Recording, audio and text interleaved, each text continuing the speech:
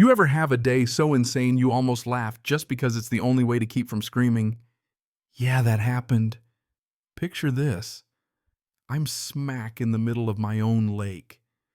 A lake I've owned outright for 30 years, just floating, minding my business, when suddenly Patricia's scream slices right through the summer air. She's standing on my dock in some fancy pantsuit, waving a citation and flanked by a couple of private security guys who look like they wish they were anywhere else.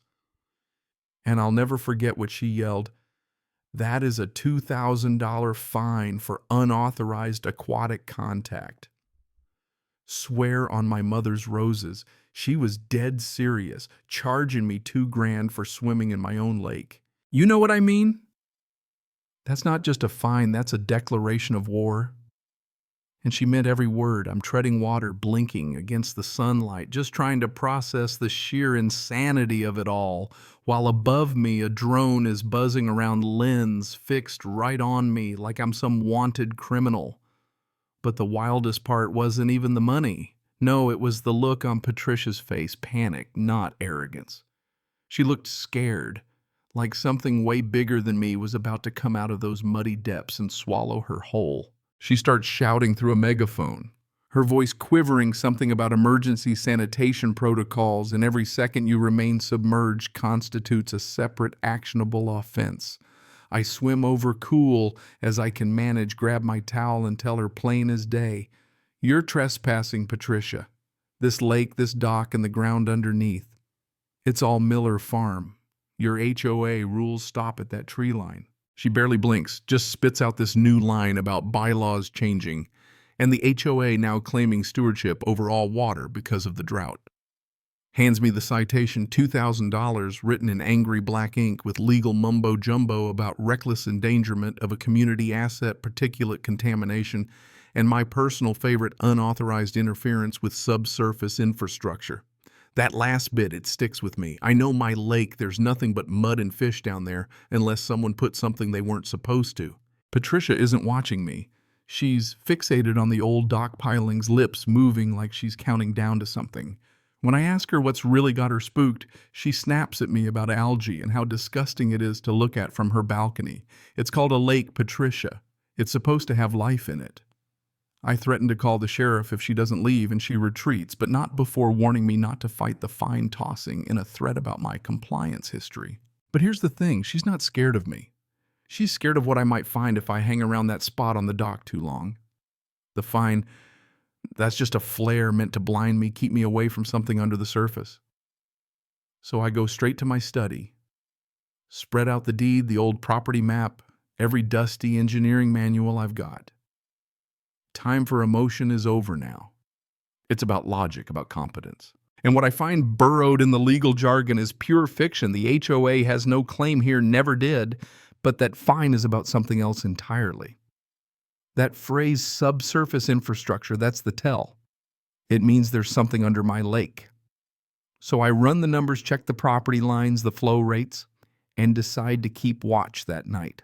I sit in the dark with my binoculars and a directional mic waiting. And sure enough, at 2 a.m, here come 2 guys in maintenance coveralls, real pros.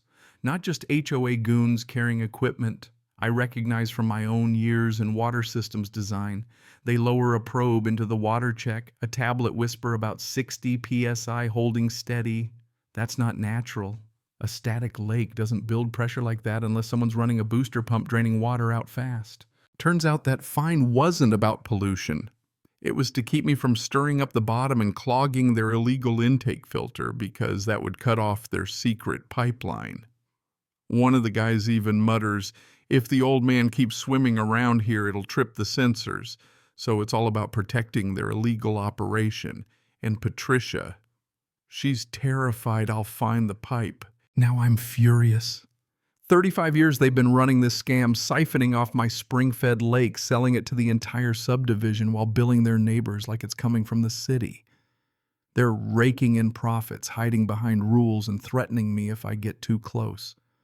But they've slipped up, because now I know what to look for. The next day I bring out my old scuba gear, dust it off, check the tank, and get ready for some hands-on investigation. Down I go under the dock, and sure enough, there it is, a monster intake pipe 30 inches across, bolted deep into the clay, fitted with vibration dampeners so you'd never hear it running. I film everything, take pictures, trace it back to the pump, and even find the master shutoff valve right where the old construction blueprint said it should be. The evidence is solid, and I pass it to Mike, my lawyer, who hates HOAs almost as much as I do. Together we dig through every legal document, every amendment Patricia ever slipped past the county. Turns out, a couple years back, they rebranded my lake as a resource retention zone with ambiguous language, hoping no one would notice.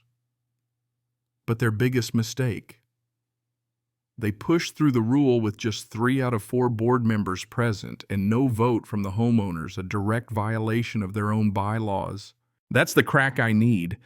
Mike tells me if we can prove malicious intent, this isn't just a civil case, it's criminal, wire fraud, grand larceny. And with the evidence I've gathered, the intake, the pump, the dual financial ledgers showing inflated water costs, they're cooked.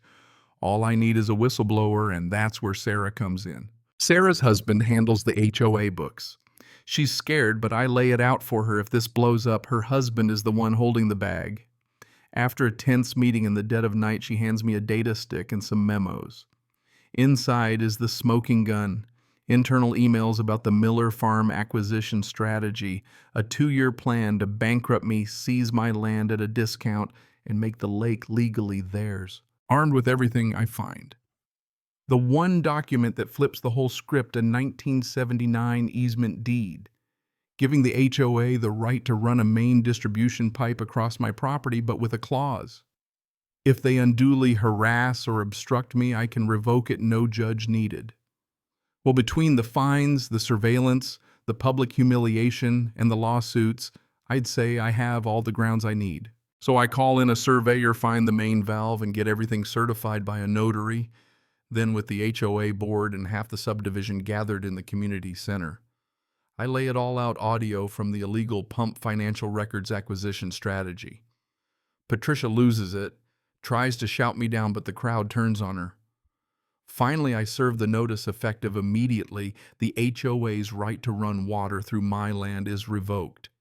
Then I march outside, crank the iron valve closed, and the entire luxury subdivision goes dry. Sprinklers, fountains, pools, all silent.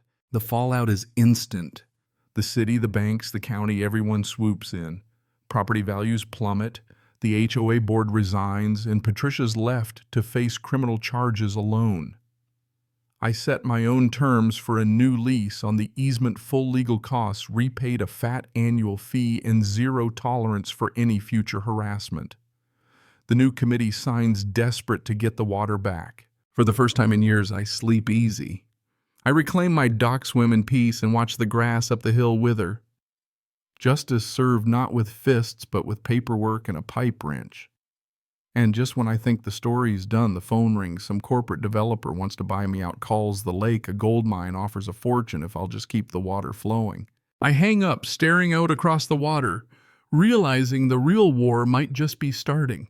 If you made it this far, tell me, where do you draw the line between self-defense and revenge? Is it justice, karma, or just survival? Comment below. Share your own story of standing up to power. And if you got a kick out of this wild ride, hit that like button. Because in the end, the fight for what's yours never really ends.